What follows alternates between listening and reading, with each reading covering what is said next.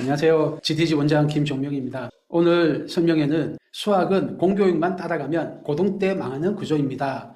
라는 걸로 하겠습니다. 학군지 전교 1등이 수능 2등급도 어려운 경우가 많습니다. 반면에 학군지 고등학교에서는 중위권까지도 수능 1등급이 나오는 경우가 있어요. 이 숫자가 뭔지 아시겠습니까? 3284는 전국의 일반고 전교 1, 2등을 합한 숫자입니다. 그 중에서 서울대 지역균형 선발이라는 원소고요. 각 고등학교마다 원서 2장을 줘요. 학교장이 2명한테 서울대 지역균형 선발 전형으로 지원할 수 있는 원서를 나눠줍니다. 보통은 전교 1등, 2등한테 주거나 이과 1등, 문과 1등한테 줘요. 전교 1, 2등한테만 지원할 수 있는 기회를 주니까 경쟁률이 낮아요. 그런데 그 중에서 2486명만 지원해요. 나머지 애들은 전교 1, 2등이라도 지원을 안 해요. 왜 안 하냐? 지역균형 선발은 내신이 높아야 되기도 하지만 수능 최저가 있어요. 수능을 쳐서 최소한 3과목 합이 7은 돼야 돼요. 가장 성적이 좋은 3과목 등급을 합해서 7등급 나와야 돼요. 예를 들면 국어, 수학, 탐구, 물리라고 할게요. 국어, 수학, 물리를 해가지고 2등급, 2등급, 3등급 하면 딱 7등급이에요. 그래도 된다요. 근데 이 수능 최저를 맞추는 애들이 1367명이에요. 수능 최저를 못 맞추는 애가 수능 최저 미달이 약 절반인 45%입니다. 사실은 2등급, 2등급, 3등급 해도 수능 최저가 되는데도 못하는 애가 절반 가까이 돼요. 그 중에 506명이 합격합니다. 수능 최저만 통과하면은 3대 1이 안 됩니다. 서울대 들어가기 좋아요. 굉장히 경쟁력이 낮아서. 그래서 서울대 지교는 수능 경쟁력이 약한 지방이나 비학군지의 일반고 상위권 학생이 서울대를 가기 좋은 전형이에요. 연세대 고려대는 지역균형 선발이 아니고 학교장 추천 전형이라는 형태로 추천 전형들이 있어요. 다 비슷합니다. 그런데 학생들이 이 수능 최저를 못 맞춰요. 거꾸로 말하면 전교권에 있는 내신을 받으면 수능 최저만 맞추면 거의 다 합격합니다. 의대도 있거든요. 그런데 이 수능 최저를 못 맞춰요. 전교 1, 2등이. 반대로 학군지 애들은 전교 1, 2등이 아니고 거의 중간에 가까운 애들도 수능 2등급은 받거든요. 왜 이렇게 학력 격차가 많이 생기죠? 왜 생길까요? 이유가 뭘까요? 불공정해서? 수능이 불공정한가요? 시험 범위 오픈돼 있고 어떤 문제가 출제된다 오픈돼 있고 교재도 정해져 있고 인터넷 강의에 일타 강사 강의도 다 오픈돼 있고 모든 게 다 오픈돼 있어요. 뭔가 이렇게 불공정한 게 끼어들 여지가 없잖아요. 불공정해서 전교 1등이 수능 2등급을 못 맞는 건 아니다. 그러면 전교 1, 2등 한 애가 머리가 나빴을까요? 그렇게 주장하는 분도 있어요. 부모가 스카이 아니면 너네 자식이 스카이 갈 성적 못 되는 거 욕하지 마라. 그런 이야기도 있던데 수능이 얼마나 어려운 시험이냐면 수능으로 서울대를 가는 게 강남 한 개구에서 한 7, 80명이 갑니다. 인구가 70만, 60만 그 정도 돼요. 강남구가. 인구 300만인 인천에서는 수능으로 서울대 가는 애가 한 명입니다. 광역시도가 보통 10명대예요. 20명도 안 됩니다. 이상하죠? 거기에 머리 좋은 사람 없을 거예요. 300만 인구 대도시에 변호사 자식이 없고 의사 자식이 없을까요? 거기 교수 자식이 있고 다 있어요. 머리 문제 아니라고요. 그러면 전교 1, 2등이 게을러서? 아무리 일반고 학력이 떨어지는 비학군지 일반고라도 전교 1, 2등 하는 거 쉽지 않습니다. 엄청 성실해야 돼요. 게을러서도 아니에요. 이유가 뭘까요? 왜냐하면 얘들이 공부를 제대로 하는 거는 고등학교 가서인 거예요. 그런데 그 전에 초등학교, 중학교 때 교육 격차가 따라갈 수 없을 만큼 벌어져 있어요. 안 믿기시죠? 옛날에 부모님 세대는 고등학교 때 열심히 하면 심지어 고3 때만 열심히 해도 최상위권 대학 가는 사람도 있었는데 어째서 그럴까요? 성실하고 머리도 있는 애들이 부모도 그렇게 찢어지게 가난한 것도 아닌데 왜 지방에서는 비학군지에서는 수능을 잘 못 칠까요? 저희 아들이 고2예요. 고등학교를 가보니까 어떤 일이 벌어지냐면 가서 보니까 조금 있으면 중간고사 대비해야 돼요. 중간고사 끝나면 수행평가가 엄청 나와요. 그거 밤새면서 수행평가 하더라고요. 그러니까 좀 있으면 기말고사 공부해야 돼요. 그거 끝나면 잠깐 방학이 있어. 그때만 자기 공부를 할 수 있어요. 방학 끝나면 또 수행평가, 중간고사, 수행평가, 기말고사 이런 식이라서 고등학교 올라가서 수능 대비를 할 기여력이 없어요. 그렇다고 나는 정시 파이터야 하면서 고등학교 1학년 때부터 수능 준비만 할 수 있느냐? 잘 안 돼요. 학교가 공부를 이걸저걸 하고 있는데 어른도 자기 스케줄을 컨트롤 못하는데 조그만 애들이 3년 동안 고3이나 재수생처럼 수능에만 올인하는 게 잘 안 됩니다. 그리고 어떻게 내신을 버릴 수 있겠어요? 그러니까 내신하는 걸 한다고요. 또 내신 공부가 수능 공부인 경우도 많고 하니까 해요. 그러니까 고1, 고2 때 수능 공부를 제대로 하기가 거의 어렵습니다. 고등학교 들어가면. 고3 돼서도 사실은 수능 공부를 전형을 할 수가 없어요. 고3 때도 내신이 있어요. 특히 현재 중3, 예비 고1부터는 2028 대입과정 개편안이 적용되기 때문에 얘들은 고3 때도 상대평가가 적용돼요. 내신이. 그래서 해야 돼요. 상대평가가 나오기 때문에. 완전 수시를 버리는 거 아니라면 완전 정치 파이터로 할 수가 없어요. 그러니까 고등학교 때 수능 경쟁력을 올린다는 것은 고3, 그 짧은 기간밖에 없어요. 근데 고3 때 공부를 다 할 수 있느냐? 쉽지 않습니다. 그거는 왜 그런지는 이따가 말씀을 드릴게요. 이렇게 해서 교육 격차가 어릴 때 벌어져 버렸다. 초등학교, 중학교 때. 누구 때문에? 누구 때문에? 네. 원래는 부모 때문에 하려고 했는데 너무 잔인해서 그렇게는 말씀 못 드리겠습니다. 하여튼 그런 불공정한 교육 격차, 전교 1등이 수능 2등급을 못 맞는 이 불행한 교육 격차, 머리도 있고 성실한데도 수능 2등급을 못 맞는 이 안타까운 교육 격차가 막아줄 사람은 부모님밖에 없어요. 그래서 이 설명회를 합니다. 제가 정말 간곡하게 부탁드립니다. 부모님이 깨어 있으셔야 돼요. 이 아이들을 머리 좋고 성실해도 수능 2등급이 어려운 이 안타까운 현실을 구해주는 건 여러분밖에 없습니다. 하나씩 볼게요. 수능 출제 기간이 있습니다. 한국교육과정평가원이라고 하거든요. 여기서 수능 수학의 출제 의도가 있어요. 여기 이런 책자가 한국교육과정평가원 홈페이지 가면 있습니다. 수능 학습 방법 안내 이렇게 해가지고 있어요. 그 중에 수학 영역 해가지고 뭐라 쫙 써놨거든요. 안 보이실 텐데 요거 조금 확대해서 그 다음 페이지에 할게요. 여기에 자기들이 수능을 어떻게 출제하는지, 이 평가원이 뭔 생각을 하는지 알 수 있습니다. 시험의 성격, 수능 수학 영역의 시험은 고등학교까지의 수학 학습을 통해 습득한 개념 원리 법칙을 이해하고 이를 적용하여 계산하고 추론하며 문제를 해결하는 능력을 평가하는 게 능력을 평가함으로써 대학 교육을 받는 데 필요한 수학적 사고력을 측정한대요. 수학적 사고력을 측정하는 시험이다. 이 시험의 성적은 뭐라고요? 많이 암기한 걸 측정한다고요? 아니에요. 수학적 사고력을 측정하는 시험입니다. 어떻게 측정하느냐? 수학적 사고력은 크게 계산 능력, 이해 능력, 추론 능력, 문제 해결 능력으로 구분된다. 계산 능력은 샬라샬라샬라, 이해 능력은 샬라샬라샬라. 길어서 읽으셔도 잘 이해가 안 되실 건데 제가 간단하게 요약드릴게요. 계산 능력은 2점짜리 문제라고 생각하시면 됩니다. 쉬운 것들. 대표적인 게 단순히 식을 간단히 하는 거나 공식이나 계산법을 적용하는 거. 그냥 외워서 단순 작업을 할 수 있는 거. 또 전형적인 풀이 절차를 적용하는 능력. 2점짜리라고 생각하시면 됩니다. 이해 능력은 이런 용어, 기호, 그래프의 의미와 관련된 성질을 알고 적용하는 거. 이제 조금 내용이 있죠. 단순 공식을 적용하는 거 아니고 개념이나 원리의 뜻을 알아야 되는 거예요. 다음에 문제와 관련된 개념을 파악하고 문제를 보고 이거는 인수분해를 하는 거구나. 문제를 보고 이거는 로그를 하는 거구나. 이걸 알아내야 돼요. 그래서 파악하고 적용하는 능력, 교과서에 나오는 기본 예제나 정형화된 응용 문제, 정형화된 응용 문제를 해결하는 능력, 3점짜리 중에서 좀 전형적인 문제들이에요. 기본 예제, 센스와 비슷해 있는 문제, 정형화된 응용 문제, 요거는 응용서에 있는 대표 문제들이에요. 그 다음에 샬라샬라 있는데 수능에서는 3점짜리고 문제집으로 치면 센스와 비슷해. 그리고 정석으로 치면 기본 정석, 기본 문제하고 연습 문제의 일부. 근데 요즘은 정석으로는 훈련을 안 하니까 센으로 비교하시면 센수학, 그 다음에 응용서의 일부까지예요. 응용서의 중간거 정도. 그 정도까지가 이해 능력입니다. 그 다음이 추론 능력이에요. 추론이 뭘까요? 추론은 일상생활에서 아주 흔하게 쓰는 거는 아니고 또 일상생활에 쓰는 거랑 수학에서 추론 능력이 조금 다르긴 해요. 추론은 추측하고 논증이에요. 추리하고 논증이에요. 뭔가를 짐작을 하는 거예요. 이걸까? 짐작하고 그게 맞는지 확인하는 거예요. 과학에서는 가설을 세우고 실험하고 관찰해서 가설을 수정하는 요거를 추론이라고 해요. 가설을 세우고 실험해서 확인하는 게 추론이고요. 수학에서는 추측 또는 추리를 하고 논증하는 게 추론입니다. 추론은 어떤 거냐면 낯선 문제를 만났어요. 문제를 출제한 사람이 이 학생이 고등학교 과정을 정상적으로 소화했으면 알 수 있는 지식으로 풀 수 있는 문제를 냈어요. 다만 어떻게 풀어야 되는지는 처음 보는 문제예요. 낯선 문제예요. 그럼 학생이 어떻게 풀어야 되냐면 자기가 알고 있던 지식을 동원해서 유추를 할 때도 있어요. 옛날에 이거 비슷한 문제에서 이렇게 했는데 이걸까? 삼각형일 때 풀어봤는데 사각형일 때도 이 문제 사각형 문제냐? 이렇게 될까? 이런 식으로 추측을 해요. 추측하는 방법은 나열하기, 세어보기, 관찰 등의 뭔가 실험을 해요. 요거를 실험이라고 하거든요. 과학에서는. 수학에서도 실험을 해요. 실험을 하다 보면은 문제의 뜻을 이해가 되고 그림도 그려보고 이렇게 하다 보면은 문제 해결의 핵심 원리, 아이디어가 탁 떠올라요. 실험에서 가설을 세우거나 또 어떤 때는 유추를 해요. 유추가 똑같은 건 아닌데 비슷한 거를 해봤어. 예를 들면은 사슴을 잡아본 적이 있어요. 사냥으로. 근데 사슴하고 비슷한 술록을 잡는 거예요. 똑같지는 않지만 그때 했던 걸 이용해서 뭔가를 하는 거예요. 그래서 유추를 해서 문제 해결의 핵심 원리를 발견, 아이디어를 떠올리는 거죠. 요까지가 추측을 하는 거예요.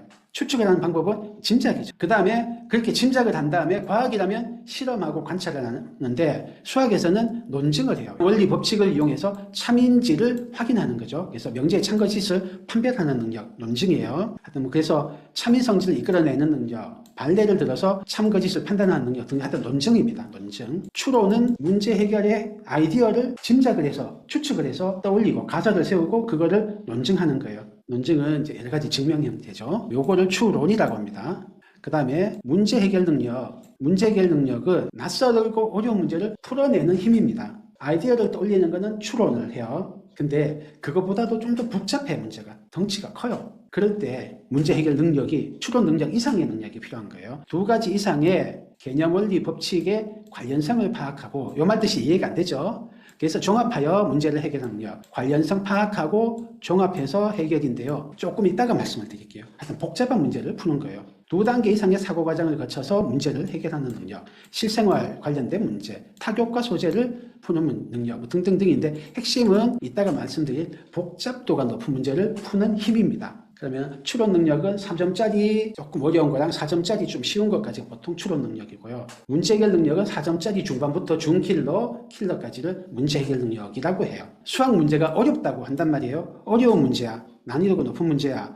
이거를 잘 푸는 힘을 우리가 기르고 싶어요. 그게 약하니까 머리 좋고 성실한 애가 열심히 해도 수능 2등급을 못 받는 거예요. 지방전교 1등이 수능 2등급을 못 받는 이유가 수학 문제가 어렵다, 중킬러다, 킬러다 할 때 어려움은 여러 가지 종류가 있습니다. 그리고 그 종류마다 대책이 있어요. 어떻게 해야 된다. 근데 그거를 모르고 하고 있어요. 아니면은 알아도 시간이 부족하든지. 그래서 제가 알려드립니다. 여러분이 수능을 잘 치기 위해서 그 전에 뭐를 준비해야 되냐 하면은 이런 것들입니다. 수학 문제의 어려움을, 난이도를 구성하는 팩터들이 어떤 게 있냐면 첫 번째로 속도가 있어요. 타임 어택을 하는 거죠. 시간이 많으면 풀 수는 있어. 문제가 아주 어렵지는 않은데 제한된 시간 안에 그걸 정확하게 빠르게 풀어서 맞히는 게 쉽지 않은 경우들이에요. 이 속도가 수학 문제의 어려움을 구성하기도 합니다. 최근에 수능 문제가 점점 타임 어택 성격이 강해지고 있어요. 시간 안에 푸는 게 어려워지고 있어요.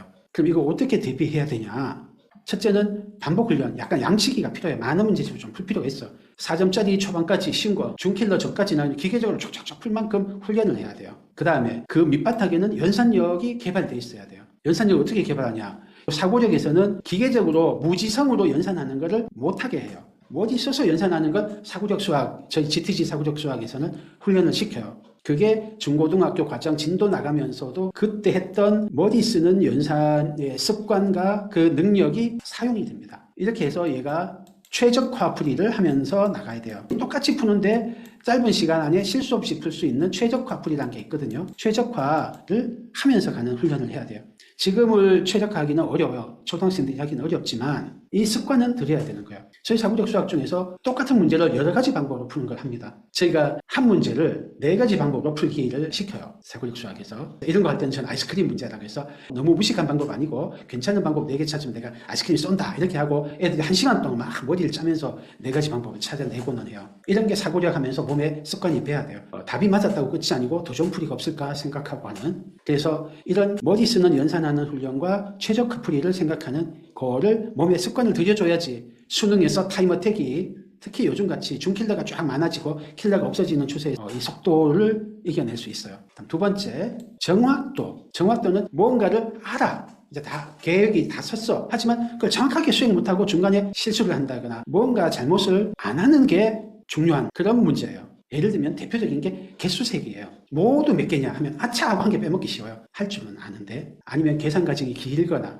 아니면 문제에 애들이 속을 만한 함정을 좀 숨겨놓거나 그런 경우들이에요. 이렇게 해서 난이도를 올릴 수 있어요. 초등, 중등의 심한 문제를 내면 이렇게 냅니다. 경시대의 종류에죠. 좀 수준 떨어지는 데들은 이렇게 해요. 예를 들면은 뭐 성대경시 이런 데는 개수세기 문제 엄청나게 많아요. 이게 수학 머리를 사고력을 측정한다기보다는 꼼꼼함, 실수 없음을 측정하는 시험이 돼 있어요. 그러니까 수준 높은 시험은 아니죠. 그냥 꼼꼼한 애가 잘하고 덜렁대는 애가 좀 불리한 그런 시험이에요. 하지만 어쨌든 뭐 부모님들도 성대경시가 뭐 대단한 건 줄 알고 하시니까 좀 덜렁이들은 손해보죠. 근데 정확도는 어쨌든 수능에서도 필요는 하니까 길러줘야 돼요. 여기서 제일 핵심은 셀프 피드백이에요. 저희 학원에서는 교과할 때는 반반 노트랑 실수 사냥을 이용합니다. 실수 많은 애들이 있어요.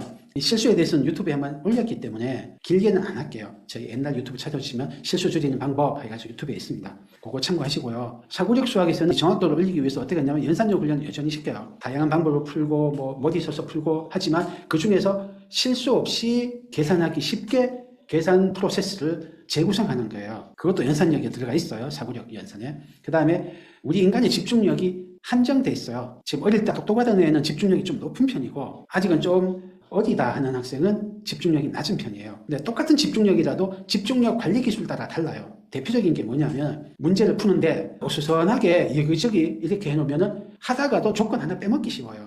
근데 조건을 밑줄을 딱딱 긋는다든지 아니면 조건을 써놓는다든지 한 군데 모아놓는다든지 이런 식으로 내 집중력을 별로 안 써도 실수가 안 생기게끔 관리를 하면 똑같은 집중력인데도 실수를 현저하게 적게 하거든요. 심지어는요, 얘 집중력을 높이기 위해서 책상 위를 조금만 정리해줘도 실수하던 애가 맞추는 경우가 있어요. 왜냐하면 우리 집중력이 한정돼 있는데 다른 물건이 안 뺏어 그래요. 또 똑같은 집중력인 상태인데 옆에 부모님이 계속 보고 있으면 애가 부모가 보고 있는 것, 또 교사가 보고 있는 것 때문에 신경 쓰여서 실수를 해요. 이런 것들이 집중력 관리 기술이에요. 사고력에서는 자기 집중력을 관리하는 기술도 합니다. 특히 퍼즐류를 하면서 많이 훈련을 해요. 그래서 애들이 퍼즐류 할 때 필요한 조각을 딱 모아놓고 나머지는 빼놓는다든지 똑같은 집중력인데도 실수를 줄이는 방법을 연구를 하더라고요. 세 번째가 이해도예요. 대표적인 거는 문장제로 긴 문장이 있어요. 한 4줄, 5줄씩 있어요. 그럼 많은 양의 정보가 그 문제 안에 있어요. 조건이 많죠. 그럼 우리 인간이 그 많은 정보를 한꺼번에 머리 위에 넣어서 계산을 못해요. 우리 인간이 한 3덩어리 정도만 한꺼번에 프로세싱이 되거든요. 그럼 어떻게 하냐? 조건이 한 7개, 8개씩 있는데 그러면 우리가 어떻게 하냐? 이 많은 정보량을 처리하는 기본 능력은 언어 사고력이에요. 그래서 독서를 많이 하는 애들이 이런 거를 잘합니다. 많은 양의 정보를 독서하면서 처리해 본 경험이 있기 때문에 문장제 수학에서도 해낼 수 있어요. 그리고 논리력이라는 수학적 사고력이 있습니다. 이 논리력이 정보를 좀 분류를 해요. 그래서 비슷한 것끼리 묶고 해가지고 나중에는 재구성을 합니다. 정보를 체계적으로. 그래서 해요. 대표적인 게 카운팅을 할 때 분류를 해서 카운팅을 해요. 예를 들면 자릿수별로 카운팅한다든지 수영도를 그려서 카운팅한다든지 이렇게 정보를 재구성해서 관리하는 그 힘을 논리력이라고 합니다. 이 논리력은 수학적 사고력에서 굉장히 중요한 위치를 차지했기 때문에 따로 훈련을 시켜요. 저희 GTC에서는 논리력을 비언어적 정보를 처리할 때나 텍스트로 된 언어로 된 정보를 처리할 때 이거를 훈련을 사고력을 할 때 많이 시킵니다. 또 작업 기억력이 필요해요. 작업 기억력이 한꺼번에 4개의 덩어리를 따로 정리를 안 해도 머리에서 프로세싱을 할 수 있는 애라 3덩어리밖에 못하는 애라 현저한 차이가 나거든요. 그래서 작업 기억력을 길러주면 좋은데 저희가 사고력을 해보면 작업 기억력은 IQ에서도 웩슬러 검사할 때도 작업 기억력을 따로 측정하거든요. 근데 작업 기억력은 잘 안 늘어요. 늘긴 늘어요. 유동추론보다는 좀 더 잘 늘어요. 웩슬러에서 유동추론, 작업 기억력, 처리 속도 몇 개가 있잖아요. 그 중에서 유동추론이 제일 안 늘고요. 그 다음이 작업 기억력, 이게 잘 안 늘어요. 다른 건 좀 잘 늘어요. 그래서 IQ가 늘거든요. 올라가거든요. 근데 유동추론하고 작업 기억, 요 두 개는 시간이 지나도 잘 안 올라가요. 좀 타고나는 면이 커요. 근데 그 중에서도 작업 기억력은 훈련하면 길러져요. 기르는 프로그램이 저기 따로 있어요. 심지어는 기억력 게임 이렇게 해서 작업 기억력 기르는 걸 따로 독립해서 하기도 하는데 작업 기억력 기르는 거를 훈련하면 길러진다. 근데 똑같은 작업 기억력이라도 작업 기억력 관리 기술에 따라서 이 정보를 프로세싱하는 게 달라져요. 대표적인 게 그림을 그립니다. 많은 양의 정보가 있을 때 뭐 소금을 나오고 속도 나오고 할 때 그림 그리면은 잘 알아져요. 중고등학교 올라가면 그래프를 그리면은 많은 양의 정보가 그래프 안에 쫙 집중돼서 풀려요. 어떤 때는 기록을 할 수도 있죠. 1, 2, 3, 4를 정보가 너무 많으니까 하나씩 적어요. 그러다가 그 그림으로 하나씩 옮겨. 그러면은 정보가 머리에서 정리가 되거든요. 어떤 때는 좋은 기호를 이용하면 정보를 덩어리로 묶어서 프로세싱을 할 수 있어요. 뭐 등등 여러 가지가 있어요. 이걸 문제 해결 전략이라고도 합니다. 근데 문제 해결 전략의 대부분이 작업 기억력 관리 기술이다. 이거를 그러면 교과에서 가르쳐 주느냐? 논리력이나 작업 기억력 없죠. 작업 기억력 관리 기술은 이따 나오겠지만 독립된 단원이 없죠. 논리력, 작업 기억력이란 단원이 수학 교과에 없잖아요. 그래서 많은 양의 정보를 처리하는 것을 문제 해결력에 중요합니다. 그 다음에 또 이해도가 난이도가 되는 게 문제 중에 새로운 개념을 정의를 해요. 특히 수능에서 꼭 나오는데 어떤 기호를 줘놓고 이건 이런 거다. 그리고 그 기호로 문제를 내놓고 풀어라 이렇게 나와요. 이거는 얘가 수학 이해력, 독해력이 있느냐를 측정하려고 낸 거예요. 요게 지금 제가 빨간 글씨로 한 게 교과 수학이 아니고 사고력 수학에서 길러주는 것들이에요. 교과 수학에는 이걸 집중적으로 기르는 게 없으니까 사고력 수학에서 이런 것들을 길러줍니다. 그리고 이런 새로운 지식을 잘 습득하려면 평소에 선생님이 떠먹여주고 설명해 주는 것 같이 하지 말고 자기가 읽고 이해해서 문제를 풀도록 기회를 주시는 게 필요해요. 네가 읽고 엄마한테 가르쳐줘, 아빠한테 가르쳐줘, 선생님한테 가르쳐줘, 이렇게 해야 돼요. 그리고 걔가 틀리면은 지적은 하지 말고 이해 잘 안 돼, 다시 한번 설명해줘 하면은 자기가 또 다시 막 생각하고 이렇게 해요. 그래서 독학을 하고 남한테 설명하도록 해주면 참 좋다. 이거를 선생님 놀이라고 하거든요. 그래서 시간 많고 에너지 있으신 분은 선생님 놀이 해주시면 정말 좋아요. 그리고 이해를 할 때 깊이 있게 이해하도록 하시면 좋습니다. 예를 들면 비례 배분 하면 정의가 딱 있단 말이에요. 통분, 정의대로 가르쳐주고 바로 공식 배워서 문제 풀고 이렇게 하지 마시고요. 비례 배분하는 상황을 예를 들어서 자기가 생각할 수 있게 해야 돼요. 그거를 어릴 때 습관 들여주시면 좋습니다. 그리고 분수의 나눗셈은 뒤집어서 곱하면 돼. 그러면 문제가 대충 풀려요. 한 90% 이상 풀리는데 그게 초등학교 때 습관되면 안 돼요. 왜 뒤집어서 곱하면 되는지, 2 나누기 3분의 1이 왜 6인지, 사과 두 쪽에 있는 3분의 1쪽이 몇 개 들어가느냐, 이 문제거든요. 3분의 1 조각이 6개 들어가죠. 피자 두 판에는 3분의 1 조각이 6개 들어가죠. 그래서 6이에요. 이렇게 증명 또는 설명을 하는 습관을 들이셔야 돼요. 이런 걸 하면서 이해력이 길러지기도 하고 있습니다. 그리고 발표하고 토론하는 수업을 하시면 좋습니다. CTG 김우민 쌤이 하시는 Y3바는 발표 토론을 아주 많이 해요. 이렇게 한 애들은 조금 발표 토론 때문에 시간은 더 걸릴 수 있는데, 대신 이렇게 했던 애들은 혼자서 학습할 수 있는 능력이 길러졌기 때문에 학년이 올라갈수록 축축축 가속도가 붙어요. 그 다음에 관련도 때문에 어려운 게 있습니다. 관련도가 뭐냐 하면은 뭔가를 배웠어요. 배운 거랑 관련이 많으면 좀 쉽고 관련이 적고 그러면 더 어렵죠. 그러면은 이런 거를 어떻게 어려운 문제를 쉽게 만들 거냐면은 배운 지식을 정확하게 바삭하게 알아야 돼요. 어슴푸레하게 어수선하게 머리에 막 집어넣기만 했어요. 한번 풀고 틀리면 오답노트 하고 끝. 그 다음 문제만 풀어제끼면서 자꾸 넘어갔어요. 정리를 안 하고. 그러면은 배우기는 많이 배웠는데 이 지식을 써먹지를 못해요. 그래서 완전 학습을 하는 게 대책입니다. 어떤 지식, 개념, 원리, 기본 문제, 정형적인 응용 문제. 아까 평가원에서 나왔던 그 용어입니다. 개념, 원리, 기본 문제, 정형적인 응용 문제를 하는 거. 여기 3점까지거든요. 4점 초반까지도 풀려요. 완전 학습에 대한 거는 제가 유튜브에 한번 올린 적이 있습니다. 센수학 7번 풀면 2등급은 된다. 그러니까 전교 1등이 내가 센수학만 7번 풀면 되는데 그걸 안 하고 1등급 되려면 센수학만 갖고는 안 돼요. 근데 제가 보니까 센수학 7번만 하면 내신에서는 대부분의 학교에서 2등급 끄트머리는 하고요. 수능에서도 2등급 끄트머리 또는 3등급 초반은 합니다. 그래서 완전 학습을 해주는 게 좋아요. 요거는 사고력에서는 좀 해주는 게 적습니다. 또 난이도가 결정하는데 유사도라는 게 있습니다. 내가 배웠던 거랑 비슷한 문제 또는 똑같은 문제가 났어요. 그러면은 암만 어려웠던 문제라도 잘 풀 수 있죠. 난이도가 확 낮아지죠. 그래서 유사도를 올리는 것도 어려운 문제, 심한 문제를 푸는 방법 중에 하나긴 해요. 근데 이게 초등학교 때 어떻게 하냐면 초등학교 때는 개념이나 원리가 몇 개 없으니까 거의 똑같은 문제가 나요. 그러니까 성실한 애들이 문제를 통으로 암기해도 풀려요. 통암기를 하는 애들이 있어요. 그래서 거의 100점이 나와. 그래서 자기 수학 잘하는 줄 알아. 수학 좋다고 그래요. 근데 얘들이 중학교 가면은 통암기로 커버하기에는 문제가 자꾸 변형돼서 많아져요. 너무 많아. 통암기가 하려니까 너무 힘들어. 근데 성실하고 기억력 좋은 애들이 이걸 해내기도 해요. 문과, 한국사나 사회 공부하는 방식으로 통암기를 떠해버려요. 더 성실하게. 그러면 그럭저럭 수학에서 90점대가 나와서 나 수학 잘해. A 받으니까 잘해. 해요. 근데 고등학교 들어간 순간 중학교 때 올레 맞았던 애들이 우르르 무너져요. 통암기한 애들이. 그동안은 심한 문제를 그냥 나올 만한 문제집을 여러 권 풀어가지고 성실하게 암기해가지고 맞췄던 거예요. 실제로는 심한 문제를 풀 능력이 없었는데 그 능력을 안 기르고 그냥 암기해서 풀었던 거예요. 그럼 어떻게 해야 되느냐? 문제를 단위 개념으로 분해를 해야 돼요. 이 문제는 예를 들면 A라는 유형과 B라는 유형, C라는 개념이 합쳐진 거구나. 그래서 이렇게 풀었구나 라고 분해를 해서 재구성을 해야 돼요. 그러면 A, B 유형에 C라는 개념이 아니고 D라는 개념이 붙었는데도 나중에는 풀 수 있어요. 하나만 바뀐 거니까. 그러면 요거를 저희 GTG 수학에서는 어떻게 학생들한테 이 습관을 드리냐면 문제를 자기 힘으로 못 풀었던 거는 한 줄 풀이를 달라고 해요. 오답노트 한 다음에 한 줄 풀이가 뭐냐면 이 문제는 요렇게 A 유형 해서 B 유형 한 다음에 C 개념 하면 됩니다 라고 짧게 한 줄로 요약하는 거예요. 이 문제의 본질을 뽑아내는 거죠. 다른 유형과 구별되는 이 문제만의 본질. 예를 들면은 치환해서 인수분해 한 다음에 2차 함수의 그래프를 그려요. 그러면 3개의 유형이 들어갔거든요. 치환, 인수분해, 2차 함수.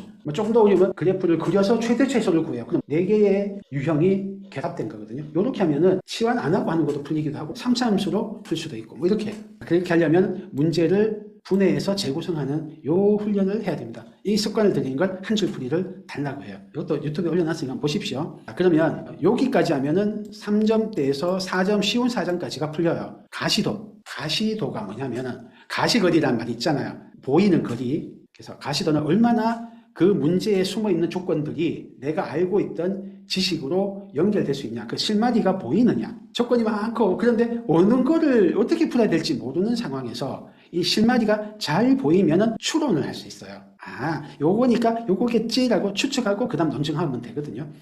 추론을 시작하게 만드는 거예요. 그래서 실마리를 찾아내기 쉬우냐 어려우냐. 실마리를 찾기 어려우면 어려운 문제예요. 실마리 찾기 쉬우면 쉬운 문제예요. 그래서 수학 문제 어려우면 실마리를 찾기 쉬우냐 어려우냐 해요. 요거가 4점 후반대에서 중킬러까지예요. 그러면 얘들을 풀려면 추론 능력이 필요하거든요.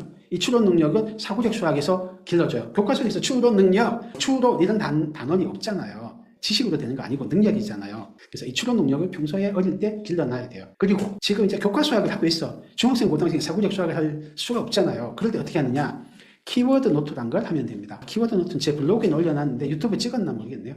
안 찍었으면 유튜브에 한번 찍어서 올릴게요. 키워드 노트란 거를 하시면 됩니다. 이건 좀 큰 애들용이에요. 어린애들은 사고력 수학을 하시면 됩니다. 그러면은 추론 능력 기르는 거를 사고력 수학에서 충분히 경험하고 그 능력을 기르게 합니다. 중킬러랑 킬러급들은 여기서 나옵니다. 킬러급은. 복잡도가 높은 문제. 아까 전에 단위 개념 서너 개 결합되는 예를 들어드렸죠. 치환해서 인수분해한 다음에 이차함수의 그래프를 그려서 최대치수를 구한다. 조금 더 복잡하게 해볼까요? 치환해서 인수분해한 다음에 이차함수의 그래프를 그려서 1차함수와의 교점의 개수에 따라서 따진다. 한 5개가 결합되어 있거든요. 이렇게 여러 단위 개념이 결합되어 있는 게 많으면 그게 복잡도가 높다 그래요. 그래서 킬러 문제쯤 되면 한 7, 8개 또는 9개 정도의 단위 개념이 결합되어 있습니다. 너무 복잡하니까 걔를 단위 개념 하나하나로 분해를 대부분 애들이 못해요. 그래서 어떻게 분해야 되지? 와 겁나네. 어떻게 못하겠다가 되는 거예요. 그래서 이 복잡도가 높은 문제를 잘 풀려면 일단 문제 해결 능력이 길러져야 돼요. 그럼 문제 해결 능력이 어떻게 길러냐? 복잡도 높은 문제 풀면서 길러지긴 하는데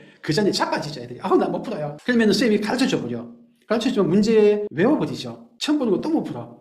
비슷한 유형은 풀죠. 유사도가 높은 문제는 푸는데 유사도가 낮은 문제는 또 못 풀어. 악순환이 돼요. 자꾸 가르쳐줘봤자 새로운 문제 나오면 여전히 못 풀어요. 낯선 문제를 푸는 이 문제 해결 능력을 어떻게 기를 건데 타고났다고 생각하는 거예요. 고등학교 쌤들은. 그러니까 머리 좋은 애는 풀고 머리 나쁜 애는 못 풀고. 그러니까 너는 이 킬러 문제, 중킬러 문제 포기해. 여기까지만 해. 이렇게 하는 거예요. 그래서 비학군지 전교 1등이 수능 2등급이 어려운 겁니다. 포기를 하니까. 이 문제 해결 능력이 어릴 때 좀 길러야 돼요. 교과서와 고등학교에서 수행하고 중간, 수행하고 기말, 수행하고 중간, 수행하고 기말 이렇게 정신없는 사이에 문제 해결 능력을 기를 그 여유가 없습니다. 지식을 습득해서 풀기 바쁘거든요. 기본 점수 확보하기 바쁘거든요. 1등급 변별력 문제를 도전할 시간이 없어요. 그럼 어떻게 해야 되냐? 자세한 건 뒤에 하겠지만 문제 해결 능력을 어릴 때 길러 놓으시면 좀 늦게 시작했지만 추월하는 경우가 많습니다. 그리고 완전 학습과 반성을 해야 되는데 이거는 너무 긴 이야기라 따로 교과수학 관련된 설명할 때 할게요. 그 다음이 마지막으로 제일 어려운 건 자유도입니다. 요거는 영재고 라인에서 많이 나와요. 수능에서는 옛날에 어려운 킬러 문제들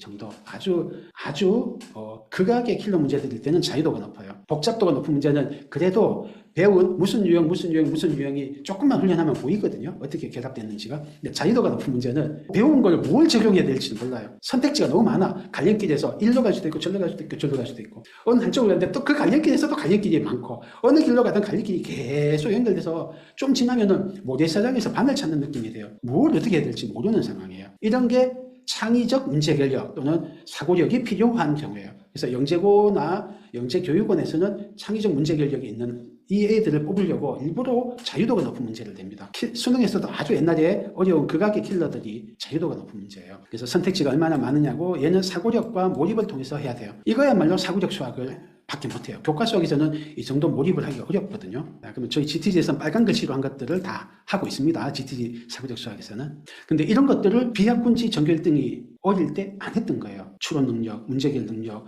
사고력, 논리력 이런 것들을 어릴 때 안 길러놓으니까 고등학교 3년 동안에는 이런 한가한 일을 할 시간이 없는 거예요. 그러니까 어려운 건 다 포기하고 그냥 기본 2등급 맞는 것만 목표로 열심히 하게 되는 거예요. 한계가 있죠. 그러면 고3 때 왜 못 돌아가느냐? 일단 기초 능력이 약하다. 이거 지금 하나 말씀드렸고요. 또 다른 하나가 공교육 J컵이라는 게 있어요. 이건 좀 제가 공교육에 계신 분들한테 죄송한데 일부러 좀 어그로 끌려고 했습니다. 공교육이 아니고 사실은 정확하게는 커리큘럼이죠. 교육과정의 지식의 양이 초등 6년 동안 배우는 거 잘 생각해 보시죠. 개념 원리가 몇 개 있는지 더하기, 빼기, 자리값, 곱하기, 나누기, 분수, 소수 개념이 몇 개 없습니다. 삼각형, 사각형, 정삼각형 몇 개 없습니다. 퍼센트. 주로 5학년 이후에 폭발적으로 개념 원리가 많아지고 1, 2, 3, 4, 4년 동안에는 개념 원리라고 할 게 진짜 몇 개 없어요. 그러다가 중학교 가면은 중학교 1년 동안에 초등 6년 동안 배운 거를 그거보다 더 많은 개념 원리를 배워요. 초등 6학년 내내 배우던 비와 비유 이런 거를 중학교 1학년 1학기 때 뭐고요. 1차 방식 하면서 끝나버리잖아요. 6년치가 중학교 1년치밖에 안 된다. 6배나 양이 많아져요. 개념의 양이. 근데 잘 보십시오. 중1, 2, 3, 3년 동안 배운 거 중에서 1학기일 거예요. 주로 이제 대수하고 함수인데 3개 학기가 고등학교 1학년 1학기 0.5개 학기밖에 안 됩니다. 양이. 3개 학기가 한 학기 양의 반밖에 안 될 거예요. 중1, 2, 3에 배웠던 대수 몽땅 고1 때 그 앞에 몇 단원이 다 나와요. 그러니까 중학교 3년치가 고등학교 1년치도 채 안 될 겁니다.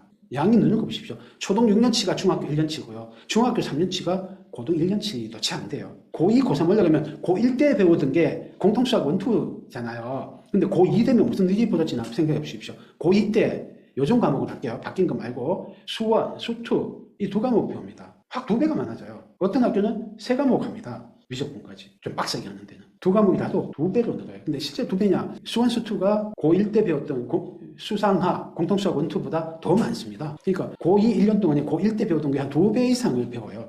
고3 때는 뭐 말할 것도 없죠. 어마어마한 양을 해야 되죠. 새로 나가는 미적분 진도 나가야 되고 수능 준비해야 되고. 그래서 시간 여유 많은 초등 6년 동안은 널널한 공부를 해요. 그러니까 조금 머리 좋은 애들, 평균 이상인 애들은 공부하고 남아 돌아요. 시간이. 에너지가 남아 돌아요. 그 시간에 뭐 하고 있어요? 에너지가 남아 도니까 심화하고 앉았잖아요. 심화. 안 해도 되는 심화.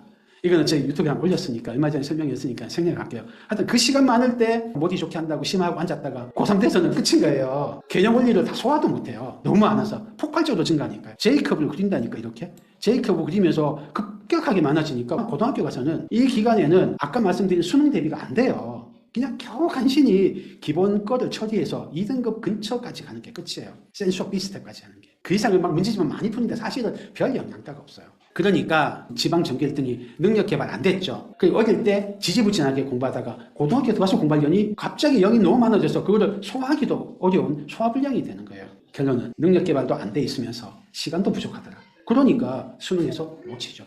모든 게 공개되어 있는데.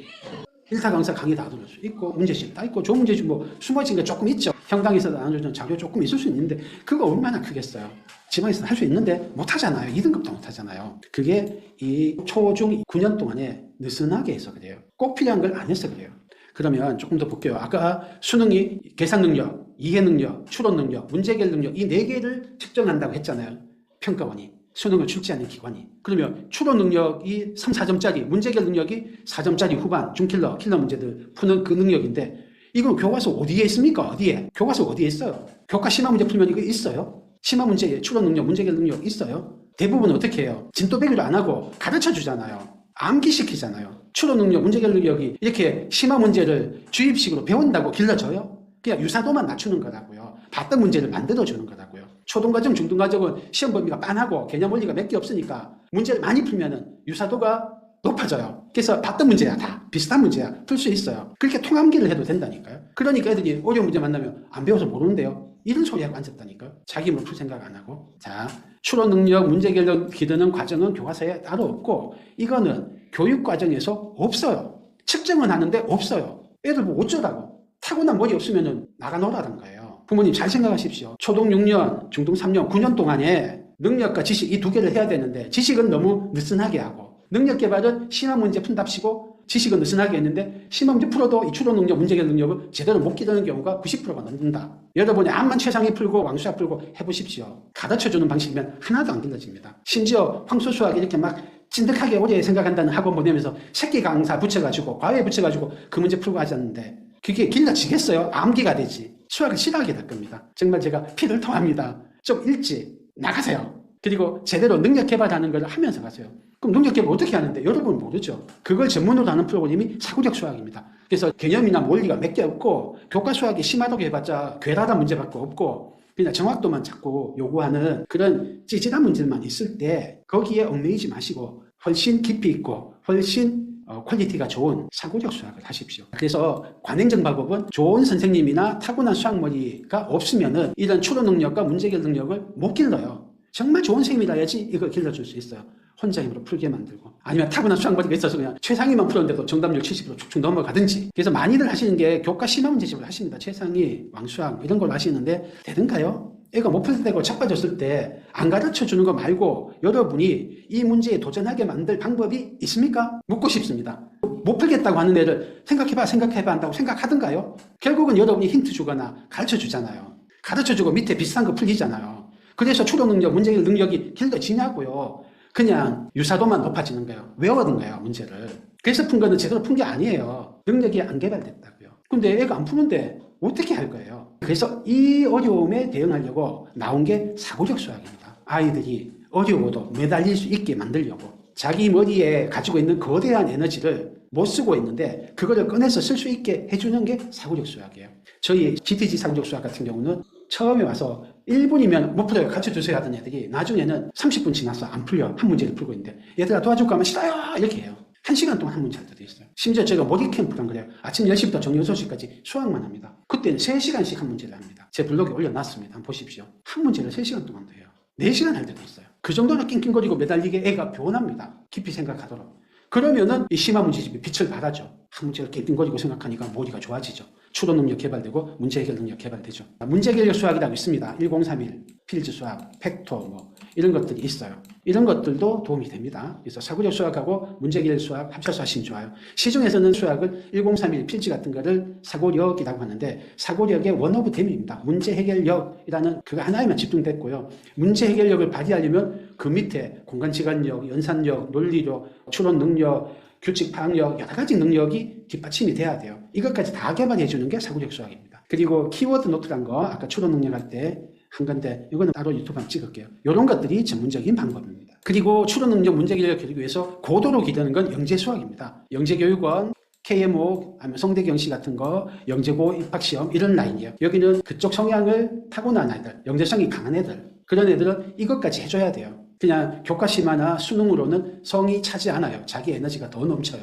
그런 학생들은 영재 라인으로 가고 안 그런 학생들은 교과 라인으로 가고 그렇게 가야 돼요. 요거에 대해서는 제가 유튜브 올려놓은 거 있으니까 영재 교육에 대한 유튜브 찾아보시고 하십시오. 그러면 고등학교 가서 역전할 수 있을까? 초등학교, 중학교 때 심화한다고 천천히 가면서 그러고 있다가 고등학교 가서 역전할 수 있을까요? 이게 제가 웃겨서 한번 가져왔어요. 이게 인터넷에 떠도는 짤이에요. 독서실에서 마지막까지 남아 공부를 한다. 웃기는 일이었다. 내가 제일 공부를 잘하는데 내가 제일 열심히 한다. 서울대 의대 수석 합격생의 그 진실인지 아닌지 모르겠어요. 근데 사실 이게 흔히 보이는 모습입니다. 최상위권 애들이 더 열심히 해요.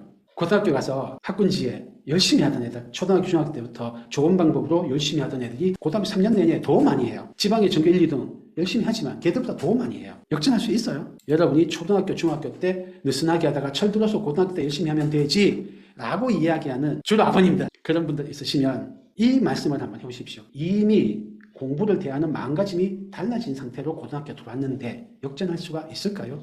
전체 수험생의 약 60%는 고등학교 1학년 1학기 중간고사부터 다 반영이 되는 수시로 대학을 가는데 고1 때 한번 망치고 나면은 따라갈 수가 있을까요? 수시에서 못 따라가요. 정시 하나밖에 안 남았는데 수능은 진짜 고인물들의 대잔치입니다. 재수, 삼수, N수한 애들이 버글버글해요. 강남에서 중학교 때부터 수능 공부하는 애들이 버글버글해요. 그러니까 지방 전교 1등이 수능 2등급을 못 맞는 거예요. 고등학교 가서 역전할 수 있다고요? 있을까요? 전교 1등이 왜 가장 많이 공부할까요? 눈덩이 효과가 있어요. 한번 성취감을 맛보니까 더하게 되고 더해서 더 큰 성취감을 맛보니까 또 더하고 그러다가 나중에는 정체성이 변해요. 나는 전교 1등이야. 나는 전국 100등 안에 들어. 그게 목표로 바뀌고 내 정체성이 돼요. 그러니까 무섭게 공부할 수 있어요. 고등학교 들어갈 때 격차를 구성하는 건 누적 공부에 아니다 어마어마하게 차이 나고요. 엉덩이 힘도 차이 납니다. 가지고 있는 기초능력, 사고력이나 국어능력, 언어 사고력이라고 하는데 그런 거나 학습 능력 이런 기초 능력도 어마어마하게 차이 나요. 공부를 대하는 정서도 이미 다르죠. 누구는 정체성이 바뀌어 있다니까. 난 전교권, 나는 전국권이야. 이렇게 공부 정서가 바뀌어 있어요. 그럼 엉덩이 힘은 습관하고 그릿으로 구성이 되는데요. 그릿은 다시 한번 설명을 할게요. 습관을 만드는데 제가 해보면 1.5년 이상 걸려요. 근데 사춘기에 없던 공부 습관 만들기는 거의 불가능합니다. 여러분이 암만 잔소리 해도 안 돼요. 그래서 초등학교 때는 아유 뭐 어린데 건강해만 자라다 너무 일찍 했다가 나중에 탈진하면 안 돼. 중학교 가서 시험 치니까 90점은 넘어서 A네? 한 30~40%가 A 나거든요. A는 받으면 됐지 뭐. 고등학교 들어가서 안 되죠. 이미 공부 양이나 공부하는 강도가 너무너무 차이 나요. 그래서 사춘기 이후에 부모가 공부 습관 만들기는 거의 불가능하다. 그래서 사춘기 2년 전에는 공부 습관 만들기를 시작을 하십시오. 여학생들은 5학년 후반에 사춘기 오기 시작합니다. 남학생은 그보다 1년 늦게 사춘기 오기 시작합니다. 그 2년 전에 하십시오. 역전하기 어렵다. 미리 해라. 어릴 때부터 최고의 선생님한테, 최고의 학원에서, 최고의 프로그램으로 어릴 때부터 하고 있는 대치동 애들을 어떻게 이길 거냐. 이길 방법이 있긴 있냐. 근데 뭐 엄청난 천재라야 되는 그런 방법, 특이한 케이스 말고 어지간한 사람이면 할 수 있는 방법 있죠. 요전 유튜브에 올려놨습니다. 그 참고하시고요. 제일 중요한 거는 공부 정서 같아요. 어릴 때 공부 정서를 좋게 만들어 주십시오. 요전에 우리 설명의 주제가 수학을 좋아하게 만드는 방법이에요. 수학 대신에 다른 과목을 넣어도 똑같은데 좋아하면은 게임이 끝납니다. 좋아하면 말려도 공부하고 숨어서도 공부합니다. 좋아서 하는 애를 어떻게 이기겠어요? 좋아하게 만들면 돼요. 근데 공부 좋아하는 애가 있어? 어떻게 좋아하게 만들지? 모르겠죠. 네, 앞에 설명에 참고하십시오. 수학만 그런 게 아니고 공부 전체에 대해서 좋아하게 만드는 방법은 한 번 더 설명을 할게요. 공부 습관 사춘기 2년 전에 시작하셔라. 처음에 어떻게 시작하냐. 10분이라도 좋으니까 공부해놓고 다른 거 하게 하십시오. 학교 갔다 오면 씻지도 말고 공부하고 씻어라든지 씻고 바로 하라든지 하여튼 공부를 제 1순위로 올리는 그 훈련만 하십시오. 10분도 좋아요. 10분도 좋아요. 그래서 우선순위를 1순위로 올리는 걸 하고 그 다음에 1순위로 공부를 10분 하던 애를 20분 하고 30분 하고 이렇게 늘리시면 됩니다. 그래서 우선순위가 먼저고 양은 두 번째다. 그리고 중요한 거는 능력을 개발하는 거는 언어 사고력, 국어를 먼저 하십시오. 국어가 가장 중요합니다. 제가 수학학원 원장이지만 국어가 가장 중요합니다. 언어 사고력, 독해력이 되는 학생, 문해력이 되는 학생은 수학의 대부분을 따라갑니다. 2등급까지는 나옵니다. 1등급 안에 들어가려면 국어 이상의 게 더 필요하긴 하지만 수학의 대부분은 국어입니다. 그 다음에 수학적 사고력을 길러주세요. 이건 2순위입니다. 3순위가 학습 능력 기르는 거예요. 어릴수록, 얘들은 다 어릴수록. 그리고 혼자 공부하는 걸 메인으로 하고 사교육은 혼자 공부하는 거 안에 적절하게 집어넣으십시오. 학원에만 다 의존하면은 그 애는 자생력이 없어요. 그래서 고등학교 가서 떨어져요. 사교육이 다 해줄 수가 없어요. 고등학교 들어간 3년 동안에 서울대 간 애들이 학원 개수가 더 적어요. 왜냐하면 탑 클래스 올라가면 혼자만의 공부 시간이 꼭 필요하기 때문에 그래요. 서울대는 의대 간 애들이 더 적어요. 혼자 공부를 하면서 필요할 때 사교육을 넣는 형태로 혼공을 위주로 해야 되고 설계를 혼자 공부하는 힘을 기르는 방식으로 이 아이의 초등 6년, 중등 3년을 설계하셔야 됩니다. 그리고 적기를 놓치지 않고 수능을 준비할 수 있는 로드맵을 짜십시오. 이게 여러분이 생각하시는 것보다 훨씬 앞에 있어요. 중학교 때 하는 거 아니고요. 초6 아니고요. 초5 아니고요. 제 생각에는 초1, 2부터 수능 준비 로드맵을 짜셔야 돼요. 이거는 제가 이전 설명에 올렸으니까 참고하십시오. 그리고 비학군지거나 지방이시면 제도의 이점을 부모님은 알고 계셔야 돼요. 지역 인재 전형 의대 갈 때 엄청나게 유리하거든요. 또 일반고 전교 1등, 1, 2, 3등 하면은 지역 균형 선발, 학교장 추천 전형 이런 식으로 전교 상위권 애들만 따로 뽑는 전형이 있어요. 그거를 이용하십시오. 그러면 스카이를 수능이 좀 약해도 갈 수 있어요. 그리고 내신 이런 거가 제도의 이점입니다. 특목고 자사고 또 대치동의 학교들 휘문, 중동, 세화 이런 데는 내신이 불리해요. 잘하는 애가 너무 많아서. 아직도 내신의 힘이 살아있으니까 이 제도의 이점을 부모님은 알고 계십시오. 설계를 해야죠. 부모의 역할, 제 생각에는 제일 중요한 건 애착입니다. 잔소리로 공부시키지 마십시오. 평생 잔소리해서 따라다니면서 공부시킬 수가 없잖아요. 여러분이 새로운 운동을 배우는데 코치님이 계속 잔소리를 한다고 생각해봐요. 그 운동을 하고 싶을까요? 그렇게 재밌지 않을 겁니다. 최선을 다하지는 않을 겁니다. 혼난 날만큼 하실 거예요.